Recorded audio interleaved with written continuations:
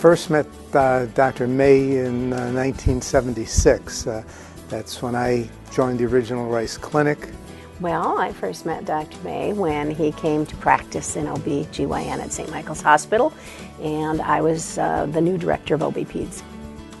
It was Christmas time. We were coming home you were coming home from school, and our car broke down, and Mike had to come get us and take us to Jim's, and George and Phyllis were there. Oh my goodness, I met Dr. May in 1974. I knew of George and knew him a little bit, but I really only got to know him really well about 7 years ago when I started going on a ski trip with George. My first memory is when we had our last child. He was truly a wonderful individual to practice with, and he set a wonderful example of how to go about practicing. He's a gentleman. Kind.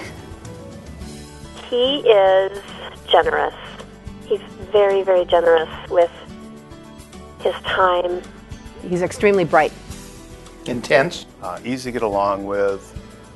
Always got a smile on his face. Someone who's willing to give of his time, and that's a contribution you just can't calculate. And George is one that will do that. If I was going to have an award, it would be for a truly outstanding physician in this community.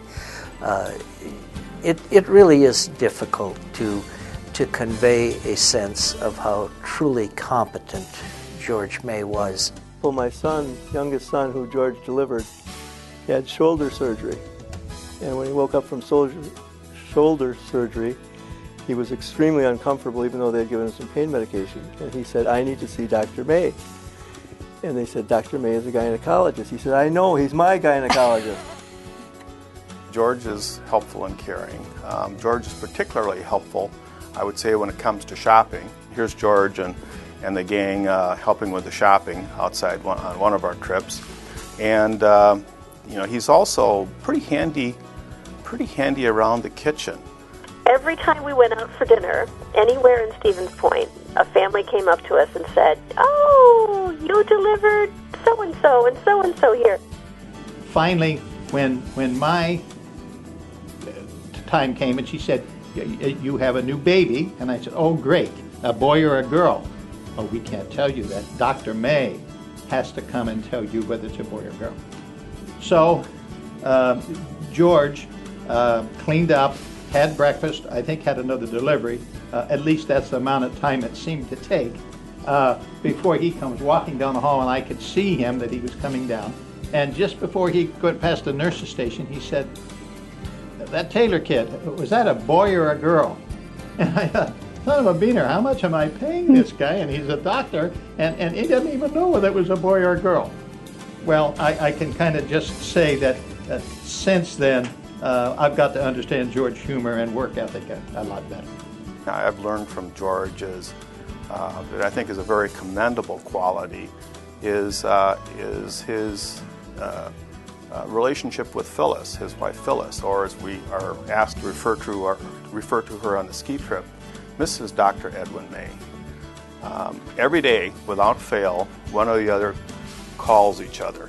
And George, well, the good thing about that, it gets him away from the rest of us for about a half hour. And when he comes out afterwards, he's always got a smile on his face. He always makes sure that we know that family and friends are the most important thing. He said that is the most important thing, your family and friends. Everything else matters, but not as much as family and friends. And I guess I would just say, summing up, George, thank you for all that you've given to the community, for your friendship, especially for being a good listener, and even a better mentor. Thank you. I thank him for his friendship.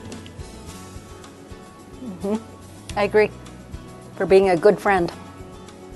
For being a friend. I would thank him for the friendship and the wonderful opportunity and the atmosphere that he created over the years we practiced together. Thanks, George. Really appreciate you being a friend. learned a lot. And the end is simply, George, we love you. You have made our world better. And Lil and Jerry send a kiss.